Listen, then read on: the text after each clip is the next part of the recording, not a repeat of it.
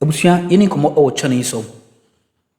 Aha AGH politics awadi podcast or training because make headlines na jemre ne bi exomo ni dim be shock say yonko amanyo simuni mononua ye bo ewura eye MPP mpanyimfo no ba ko aso eye Maxwell Kofi Jumah-Detai chane so am say ono enana oye MD ema eye GIHOC na me no kasai eye High Court akasa afane 4 bank accounts me no kasai die High Court etimi freeze a 4 bank account of a former MD for GIHOC Maxwell Kofi Jumah abra yuko ehwehwe 7 million Ghana cedis sebia so nsi benya ado e fa ne saxe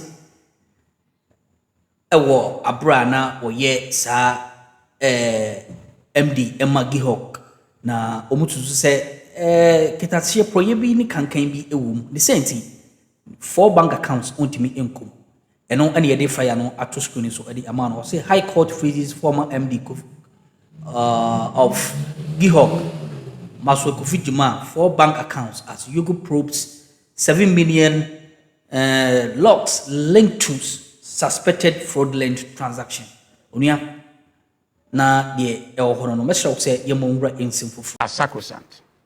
Not always. We have what we call vitiating factors. If you find that there's misrepresentation, there's mistake, there's undue influence, etc., you can cancel it. Okay, no problem. No problem. So now let me help you with this. So you are saying that because there was renegotiation in their contract, there were grounds for that contract to be declared void. Absolutely. Because so negotiate an invalid contract. So what? You're even undermining the point. No, the point is why can't you not be? Why can't you be quiet? Why can't you be quiet? Because the point that is being made. No. I beg you. No, you can't. But you see, because the point I'm making is this: they are majoring on the fact that contract, having been renegotiated, has become another person's crime. Yes. No, and the payment was done by hold on. So you have your substantive point on this. So let me. So you have done something wrong, for which we have brought you, to be tried and jailed. Now you are telling me that another who saw the error in what you have done. And no, I'm not explaining. It is you who will not. But the point I'm making to you is that for Addo to be reading some courtroom documentation to us, that somebody has committed a crime, which crime another sought to mitigate, because it's a contract that you must hold and execute. And the state, in seeking to execute that contract, see how egregious the amounts are. Go ahead to renegotiate and pay because you owe that person that amount, which you were committed to by the person you are trying. And you are saying that because I executed that contract, the burden of causing that loss becomes mine. I mean, in what world is this logical? Very logical. So, two, my bit of this issue is how Addo seeks to make this a courtroom discussion. We are in this country, and the focus of NDC's own election in 2024 was to fight corruption. Lawyer Kwebu, sitting by me, was a member of the oral committee, wasn't he? Now, you come to office on the wings of that. And then there are acts that are committed where the state has lost resources. No, he hasn't paid 1 CD. Your own witnesses came to court. So why did Ken Oforiatta make that payment you are talking about? Who committed? No, I'm saying that if you're saying that, who committed the state to that transaction? No, wait. Why you committed so if, what's the essence of the question you are asking? Why did Ken Oforiatta make the payment? Because Sedinam committed the state to that transaction. And you haven't taken delivery of the vehicles, having taken delivery of those vehicles, Was the state going to say we won't pay? Or was the state just going to be... Oh, please. I'll come to you, Prof. You have your... And so that is why you pay and you deal with the person who committed you to that fraudulent contract. No.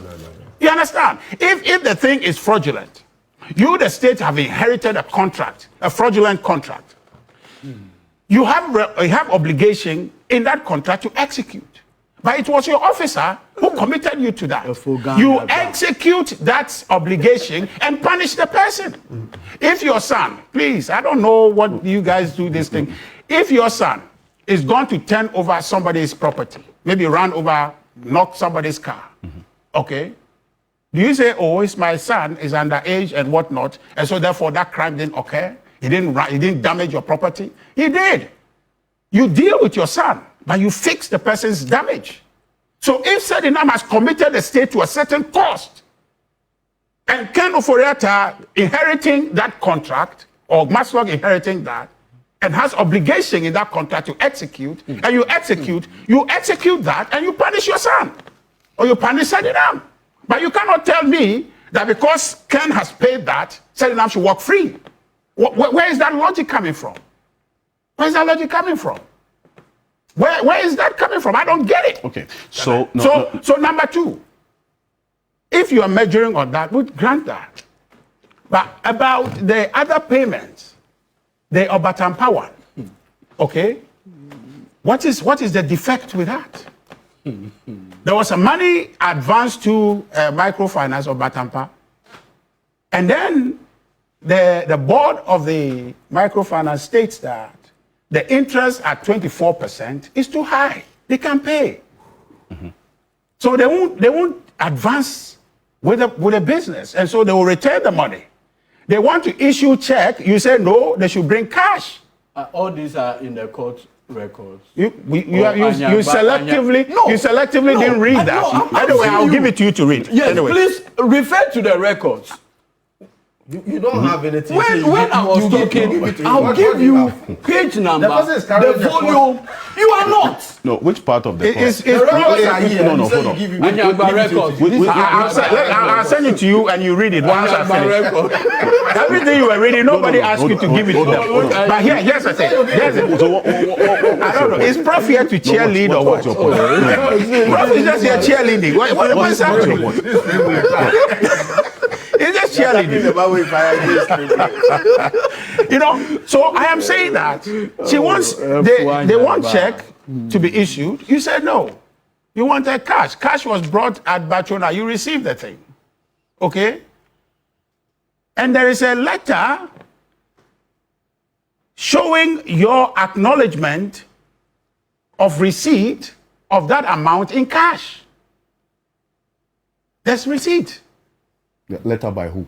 By the CEO, which is what they're arguing that she then was made to prove that indeed she wrote that letter. And I'm saying that is this administrative process. You occasion the submission or the return of the funds not in check, and the question is why?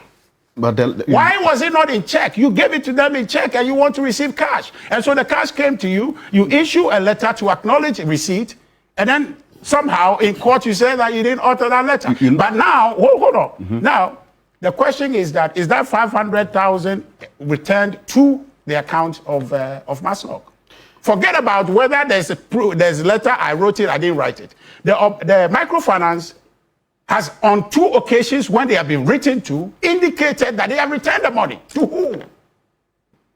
To who? You see, and so you are trying to say that that money is lost to the state, and because there's a letter she said I didn't write it, so that money should be allowed to be dissipated, and nobody should be held accountable for it.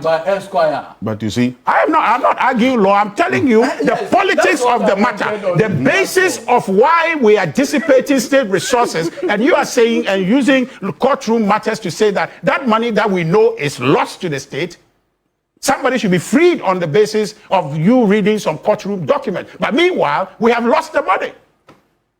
We have lost the money. And our commitment is not court document. Our commitment is our money. Where is the money? The money is gone. And you are reading court document to prove to me that the person should not be held accountable. Meanwhile, the money is gone. We're not interested in courtroom matters. Of course, nobody wants to put Sedinam in court if we have our money. So it is not witch hunt. Our money is missing. Which money? I'm talking to you about the 500,000. And we can go in all the cases. But like, you're number two. Now, please, number 2, 4 times. Yeah. This is not number This is the 2. fourth number 2. You see, when I tell you that Prof is here, essentially to cheerlead, I don't understand why you bring Prof. All is to do is quarterbacking for because no. When he was his turn to speak, American football. because I will come to him. Because I asked you, hold on, let him focus. I asked you a question about the specific letter that you referenced. Yes. Based on the court records, and that's why I can understand why you are being directed to look at the court records. Okay. Because if you have it, then maybe when you refer to it, it would help us. Which all. letter you're talking about?